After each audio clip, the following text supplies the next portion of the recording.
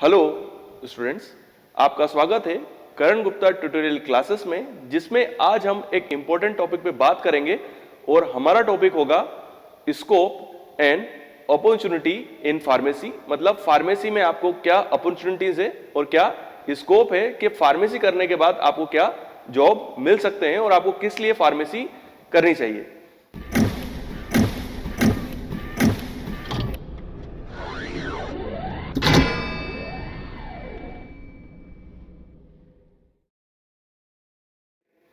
तो बेसिकली एक normal way में बात की जाए तो फार्मेसी वर्ड से क्लियर हो जाता है कि इसमें दवाइयों की बात होगी, मतलब दवाइयों से जुड़ी हुई फील्ड है, जिसमें ये एक टेक्निकल कोर्स है जिसमें आपको ट्रेनिंग दी जाती है कि दवाइयां कैसे बनाई जाती हैं, वो आपकी बॉडी पे कैसे रिएक्ट होती हैं, साथ ही साथ आप उनकी क्वालिटी कंट्रोल, मतलब उनकी क्वालिटी को आप कैसे चेक कर सकते हैं। इस फील्ड में बेसिकली आपको इसी के बारे में पढ़ाया जाता है और इसी के बारे में आपको ट्रेनिंग दी जाती है।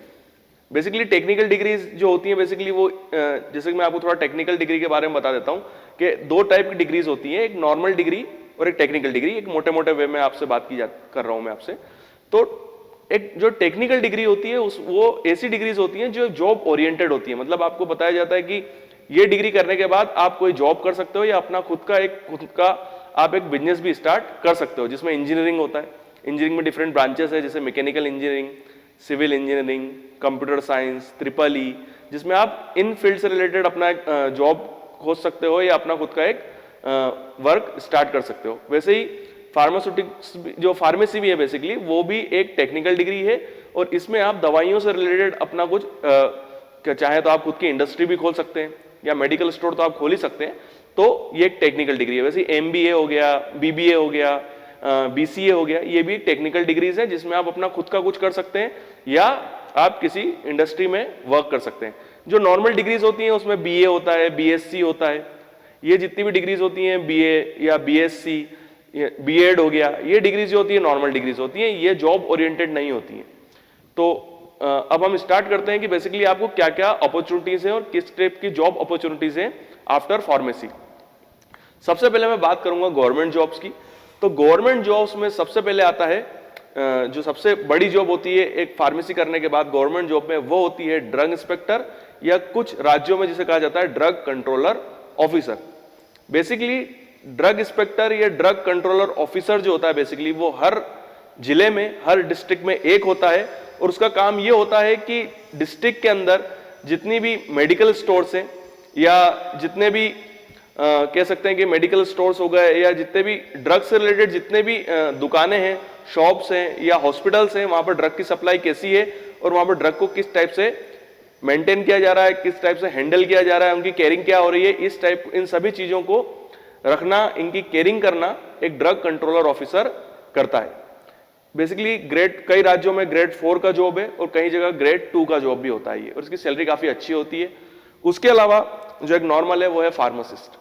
तो सबसे पहले मैं अभी स्टेट फार्मासिस्ट की बात करूंगा कि स्टेट के हर हॉस्पिटल्स में जो होता है एक फार्मासिस्ट जो होता है वो चाहे गांव हो, डिस्ट्रिक्ट हो या हर लेवल पे हर हॉस्पिटल में अभी आज फार्मासिस्ट की भर्ती हो रही है। उसका एक रीजन ये भी है कि डॉक्टर्स कम हैं और डॉक्टर्स हैं भी तो वो गांव में जाकर प्रैक्टिस करना नहीं चाहते हैं या कम करते हैं। तो स्टेट गवर्नमेंट ये चाहती है कि अगर डॉक्टर नहीं जा पा रहे तो फार्मासिस्ट जाए, जिससे आपको वहां पर जितने भी पर्सन है, गांव के लोग हैं, उनको दवाइयां मिलती रहे और उनका स्वास्थ्य जो है, उनको हेल्थ जो बेनिफिट्स होते रहे। इसलिए स्टेट गवर्नमेंट भी आज की डेट में काफी जॉब्स निकाल रही है फार्मासिस्ट के लिए जो कि गांव में है। तो स्टेट गवर्नमेंट पे काफी वैकेंसीज निकलती रहती हैं।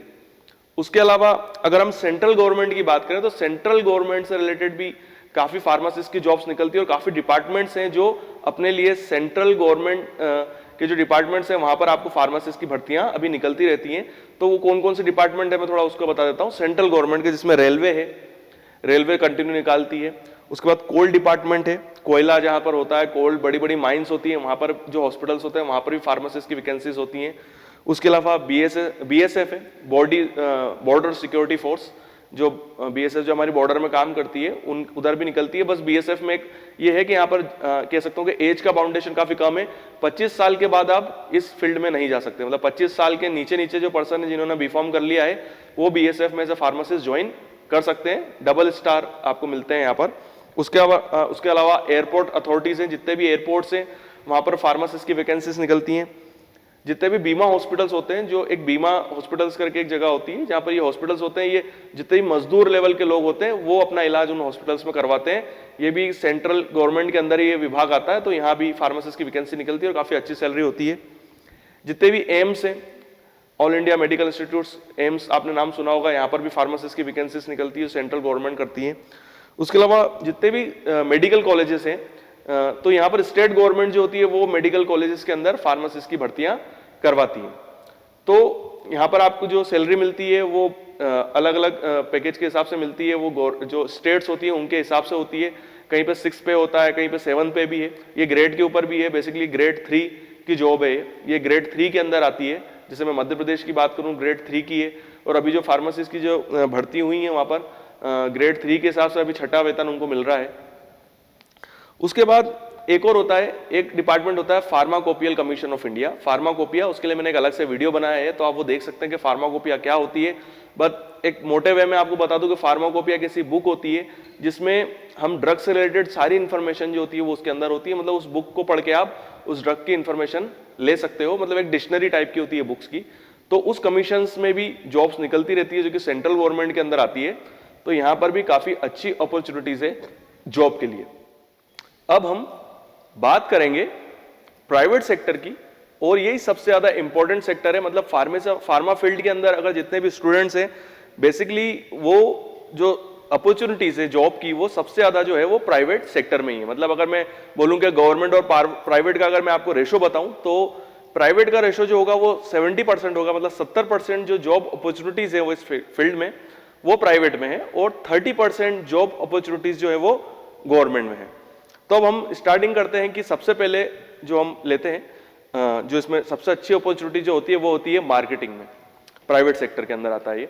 तो मार्केटिंग जो होती है बेसिकली वो होती है कि आप जो इंडस्ट्रीज जो दवाई बना रही हैं, अलग हर इंडस्ट्री जो होती है वो एक टाइप की दवाई बना रही है बेसिकली। जैसे हर कंपनी की पैरासीटामोल आपको मिलेगी मार्केट के अंदर, तो उनके बीच में एक कॉम्पिटिशन चलता रहता है।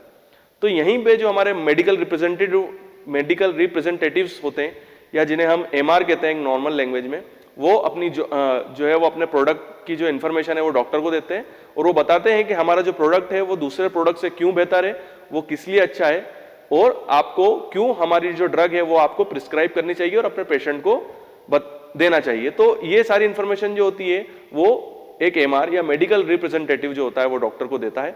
तो यही काम होता है। तो मैं इसको सबसे पहले इसलिए बता रहा हूँ प्राइवेट सेक्टर में सबसे ऊपर मैंने इसलिए रखा है क्योंकि इसमें जो सैलरी है वो काफी अच्छी होती है, और एक अच्छी सैलरी पे आपको ये जॉब मिल सकती है, और इसमें आपको चैलेंजेस भी बहुत अच्छे हैं। साथ ही साथ जो इसमें ग्रोथ होती है वो भी काफी अच्छी है। मतलब इसमें आपको कंपनी, अगर आप बहुत अच्छा परफॉर्म कर रहे हैं तो कंपनी की तरफ से आपको फॉरेन टूर मिलते हैं, सैलरी का जो इंक्रीमेंट है वो काफी अच्छा होता है, और आप बहुत अच्छी लाइफ इसमें जी सकते हैं। इसमें कुछ चैलेंजेस भी होते हैं, वो उन चैलेंजेस से रिलेटेड मैं एक अलग से वीडियो बनाऊंगा कि इसमें क्या चैलेंजेस होते हैं और क्या क्या ग्रोथ होती है। बट अभी हम कंटिन्यू करते हैं, क्योंकि अगर मैं केवल मार्केटिंग पे बात करूंगा तो वीडियो काफी लंबा हो जाएगा, तो उसके लिए मैं एक अलग से वीडियो बनाऊंगा। दूसरी जो फील्ड है प्राइवेट सेक्टर के अंदर है वो है फार्मा इंडस्ट्रीज। मतलब जो फार्मा इंडस्ट्रीज होती हैं उधर भी जो फार्मासिस्ट होते हैं, जो बीफार्म स्टूडेंट्स होते हैं, बेसिकली उनको जॉब मिलती है। तो जो फार्मा इंडस्ट्रीज होती हैं बेसिकली उसमें डिफरेंट डिपार्टमेंट्स होते हैं, जिसमें production department, QC department, QA department, और यहाँ पर भी ग्रोथ के चांसेस बहुत अच्छे होते हैं। मार्केटिंग से यहाँ पर सैलरी थोड़ी सी कम होती है, बट यहाँ पर आपको एक ऑफिस जॉब तो नहीं कहूंगा मैं, क्योंकि यहाँ पर प्रोडक्शन होता है तो आपको प्रोडक्शन एरिया में काम करना है, क्यूसी में काम हो रहा है तो आपको डिफरेंट टेस्ट लगाने हैं। हाँ, क्यूए एक ऐसा डिपार्टमेंट इंडस्ट्री के अंदर, क्वालिटी एश्योरेंस डिपार्टमेंट, जो एक ऑफिस जॉब होता है जहाँ पर आपको ऑफिस में टाइप का डॉक्यूमेंटेशन वाला वर्क करना होता है। यहाँ पर जो सैलरी स्ट्रक्चर है वो भी काफी अच्छा है, और यहाँ पर इंक्रीमेंट भी काफी अच्छे होते हैं, और आप एक रेपुटेटेड लाइफ जीते हैं यहाँ पर। यहाँ पर क्या चैलेंजेस होते हैं इसके अंदर, उसके लिए मैं आपसे बोलूंगा कि इनके लिए फिर मैं एक अलग से वीडियो बनाऊंगा कि क्यूसी में क्या चैलेंजेस है, प्रोडक्शन एरिया में क्या चैलेंजेस है, क्यूए के अंदर क्या चैलेंजेस है।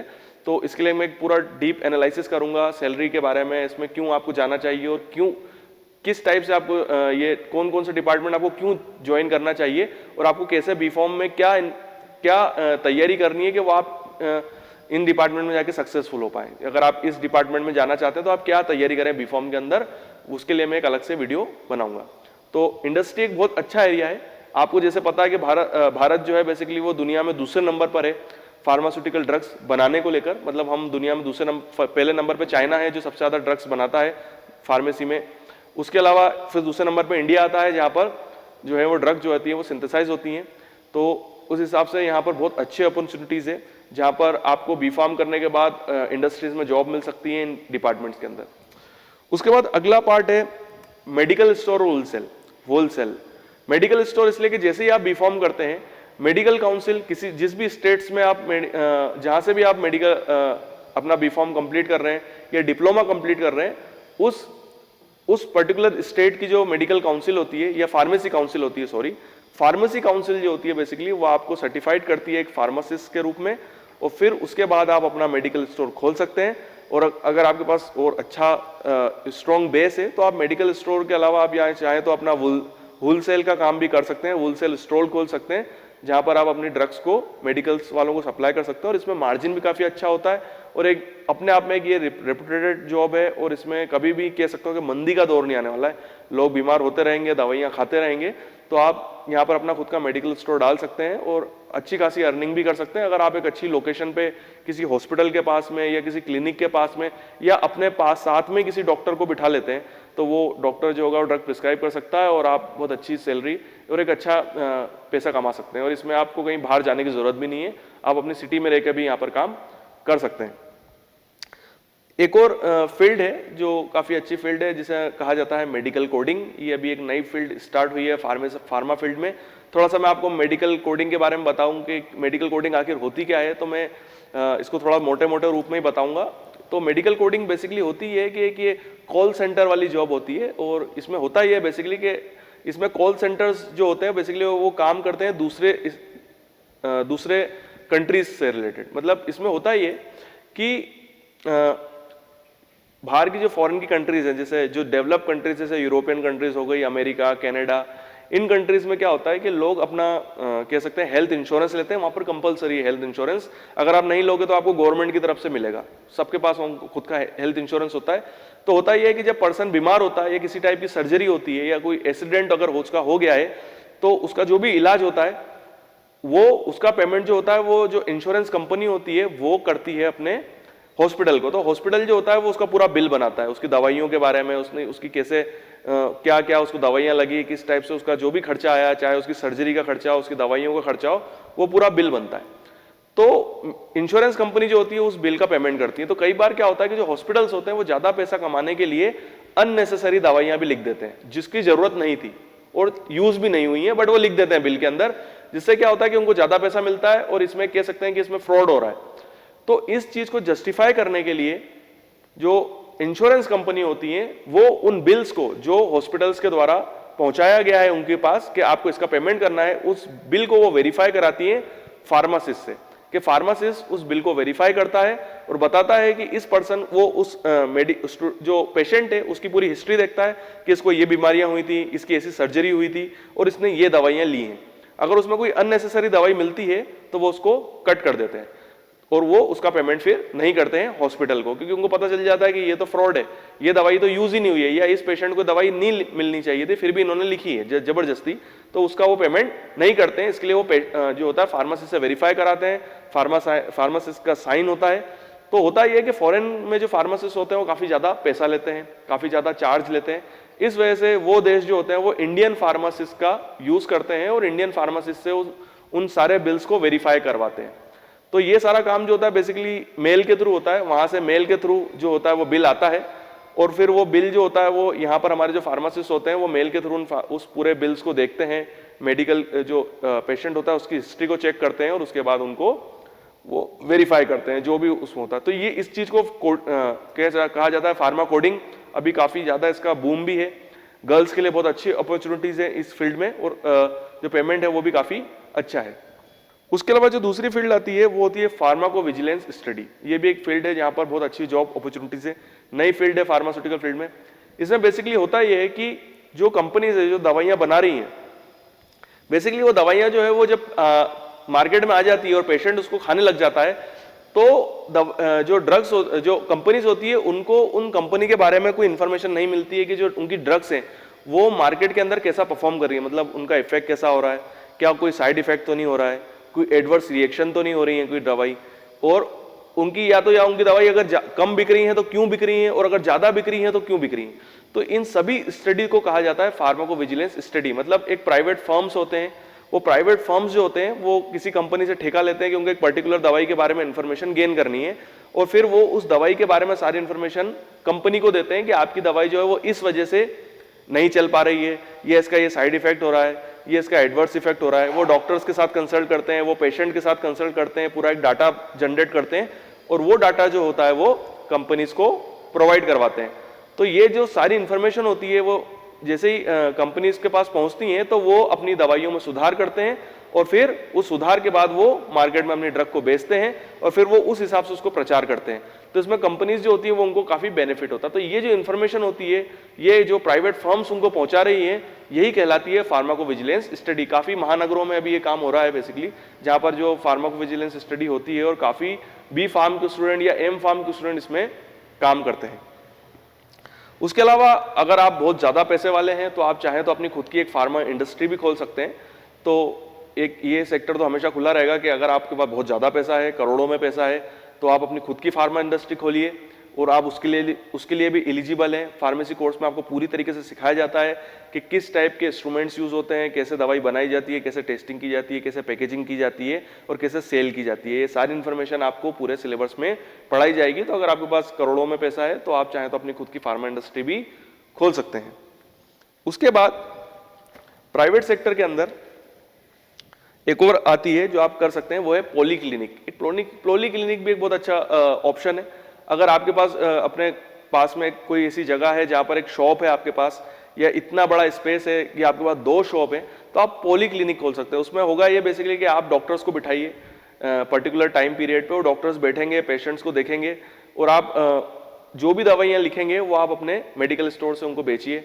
चाहे तो वहाँ एक छोटा सा क्लिनिक खोलिए, वहाँ पर आप बोटल्स, इंजेक्शंस लगा सकते हैं, आईवी चढ़ा सकते हैं, तो उसमें भी एक बहुत अच्छी अर्निंग हो सकती है। छोटा सा क्लिनिक टाइप हॉस्पिटल होगा जहाँ पर डॉक्टर्स पर्टिकुलर टाइम पीरियड के लिए आएंगे, 1 घंटे या 2 घंटे के लिए बैठेंगे, और आप वो कंसल्ट करेंगे पेशेंट के साथ, और आप अपनी दवाइयाँ उनको सेल कर सकते हैं। तो एक ये पॉलीक्लिनिक बहुत अच्छा ऑप्शन है, काफ़ी जगह पे सक्सेसफुल है। कई छोटे शहरों में काफ़ी चलता है, गाँव के एरियो में भी काफ़ी चलता है, अधिकतर टाउन्स में ज़्यादा चलता है। जो छोटे शहर होते हैं वहाँ पर ये काफ़ी सक्सेसफुल है। तो फार्मेसी करने के बाद आप ये भी कर सकते हैं। उसके बाद आप चाहे तो टीचिंग में जा सकते हैं। फार्मेसी काफ़ी कॉलेजेस हैं, वहाँ पर भी आप जा सकते हैं, बट आपको अगर आप बी.फॉर्म स्टूडेंट हैं तो आप डिप्लोमा के लिए एलिजिबल हैं। आप डिप्लोमा के कोर्सेज को, डिप्लोमा के स्टूडेंट्स को पढ़ा सकते हैं, और अगर आप एम.फॉर्म कर लेते हैं तो फिर आप बैचलर के लिए एलिजिबल हो जाते हैं, आप बैचलर को पढ़ा सकते हैं। तो आप चाहें तो एकेडमिक्स फील्ड भी काफ़ी अच्छी फील्ड है जहाँ पर आप जा सकते हैं, और यहाँ पर जॉब अपॉर्चुनिटीज़ भी काफ़ी अच्छी हैं। और कह सकता हूँ कि अभी कुछ सालों में जिस हिसाब से फार्मेसी का जो बूम हो रहा है, तो यहाँ पर जो सैलरी है वो भी काफ़ी अच्छी तरीके से इंप्रूव हो सकती है। उसके अलावा आप चाहें तो कंटिन्यू कर सकते हैं, आप पीएचडी कर सकते हैं। तो पीएचडी के बाद आपकी जैसे जैसे होगा ग्रेडिंग बढ़ती जाएगी, तो आप दूसरे सेक्टर्स में भी जा सकते हैं। आप एम.फार्म के स्टूडेंट्स को पढ़ा सकते हैं, पीएचडी के स्टूडेंट्स को गाइड कर सकते हैं, तो वहाँ पर भी आपको काफ़ी अच्छी सैलरी मिल सकती है। तो उसके अलावा चाहे तो आप कोई स्टार्टअप भी कर सकते हैं, कोई नया स्टार्टअप भी कर सकते हैं, जिसमें कि मैनकाइंड का एग्जांपल मैं लेता हूँ। मैनकाइंड कंपनी एक स्टार्टअप ही थी।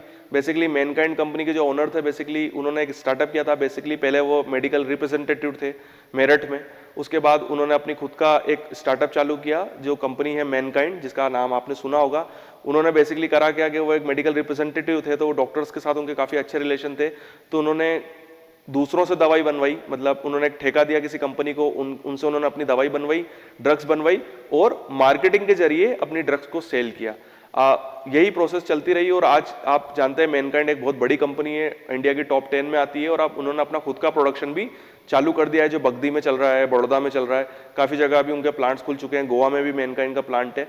तो ये एक स्टार्टअप था, तो चाहे तो आप अपना खुद का स्टार्टअप भी खोल सकते हैं। तो खुद के अगर आपके पास इतना पैसा नहीं है कि आप खुद की प्रोडक्शन इंडस्ट्री खोल सके जहां आप खुद प्रोड्यूस करें, तो ऐसी कई इंडस्ट्रीज भी हैं जो आपके लिए प्रोड्यूस करेंगी दवाइयां, बट आपको सेल करनी है। अगर आप कभी दवाइयां खरीदते भी हो तो वहां पर कई बार ऐसा होगा आपको 2 कंपनियां दिखेंगी, प्रोडक्शन किसी और का होगा तो सेल किसी और का, मतलब प्रोडक्शन किसी और कंपनी में हुआ है और सेल कोई और कंपनी कर रही है। तो आप अपना खुद का स्टार्टअप भी खोल सकते हैं।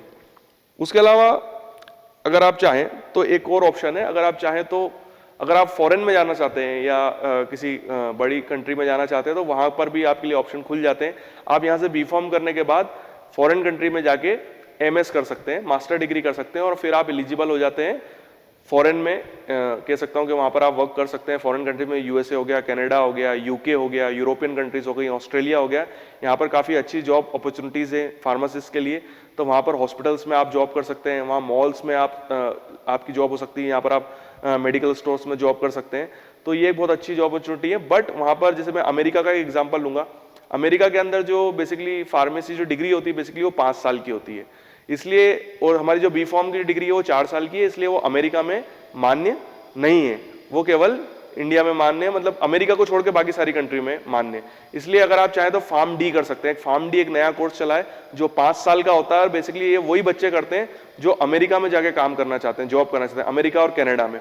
तो आप चाहें तो PharmD भी कर सकते हैं। ये B.Pharm 4 साल का होता है, PharmD जो होता है वो 5 साल का होता है। इसके लिए मैं अलग से एक वीडियो बनाऊंगा PharmD की क्या प्रोसेस होती है, इसकी फीस क्या होती है और ये किस टाइप से होता है और ये B.Pharm से क्यों अलग है। तो आप PharmD करके अमेरिका जाके डायरेक्ट जॉब कर सकते हैं। और अगर आप B.Pharm है तो आप B.Pharm इंडिया से कर लीजिए और वहां पर 2 साल का कोर्स है जिसे MS कहते हैं, वो करके आप फिर वहां पर जॉब कंटिन्यू कर सकते हैं।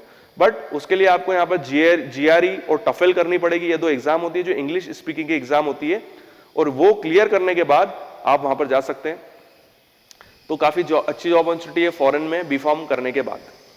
उसके बाद आप चाहें तो अगर आप B.Pharm है तो काफी गल्फ कंट्री जैसे दुबई हो गया, सऊदी अरेबिया हो गया, कतर हो गया, ओमान हो गया, इन कंट्रीज में भी अभी काफी अच्छी जॉब अपॉर्चुनिटीज है फार्मासिस्ट के लिए। यहाँ पर भी आप जा सकते हैं। यहाँ पर आपको कोई एग्जाम नहीं देनी पड़ेगी, आप डायरेक्ट जाके जॉब कर सकते हैं। इसके लिए मैं एक अलग से वीडियो भी बनाऊंगा जिसमें दुबई और UAE में आप कैसे जॉब कर सकते हैं गल्फ कंट्रीज में। इसमें मैं आपको पूरा विस्तार से बताऊंगा, पूरा एक्सप्लेन करूंगा कि क्या प्रोसेस होती है, वहाँ के क्या रूल रेगुलेशन है, सैलरी स्ट्रक्चर क्या है। ये पूरा मैं आपको एक अलग से एक वीडियो बनाऊंगा, काफी लंबा वीडियो हो जाएगा ये, इसलिए मैं अभी नहीं बता रहा हूँ। इसके लिए मैं एक अलग से वीडियो बनाऊंगा। तो यहाँ पर भी बहुत अच्छी जॉब अपॉर्चुनिटीज है और अभी इनिशियली काफी अच्छा इसमें स्कोप भी, और काफी स्टूडेंट अभी गल्फ कंट्रीज में जा रहे हैं और वहाँ पर जॉब एज ए फार्मासिस्ट कर रहे हैं। उसके अलावा एक और होता है जिसे हम कहते हैं, आप B.Pharm करने के बाद फार्मा MBA कर सकते हैं। फार्मा MBA करने के बाद आप एलिजिबल हो जाते हैं फार्मेसी, यानी मार्केटिंग में तो आपको अपॉर्चुनिटीज है ही कि आप मार्केटिंग में काफी आगे ग्रोथ कर सकते हैं। उसके अलावा आप हॉस्पिटल मैनेजमेंट में जा सकते हैं।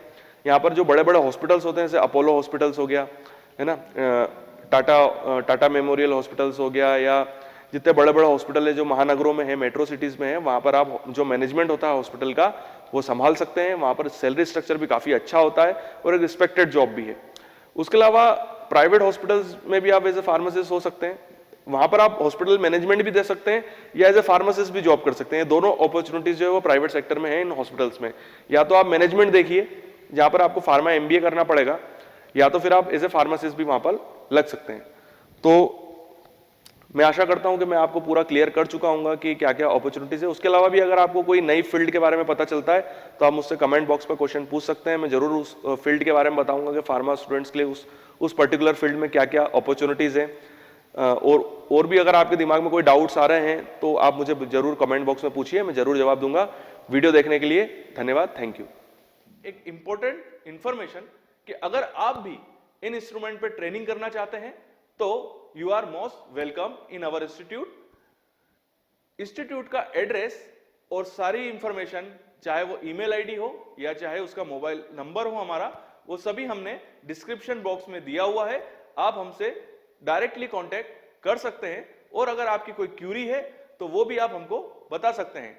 साथ ही साथ अगर आप कुछ ऐसे प्रोजेक्ट्स वर्क से जुड़े हुए हैं, कोई PhD वर्क से जुड़े हुए हैं, या आप कोई ऐसे कोर्स से जुड़े हुए हैं जहां पर आपको इन इंस्ट्रूमेंट्स की रिक्वायरमेंट है, या आपके पास कुछ ऐसे सैंपल हैं जो इस पर्टिकुलर इंस्ट्रूमेंट्स पे ही रन हो सकते हैं बट वो आपके पास अवेलेबल नहीं है, तो हमारा इंस्टीट्यूट ऐसी कंसल्टेंसी सर्विस भी प्रोवाइड कराता है और उससे रिलेटेड इंफॉर्मेशन भी हमने हमारे लिंक बॉक्स के अंदर और डिस्क्रिप्शन बॉक्स के अंदर आपको प्रोवाइड कराई है।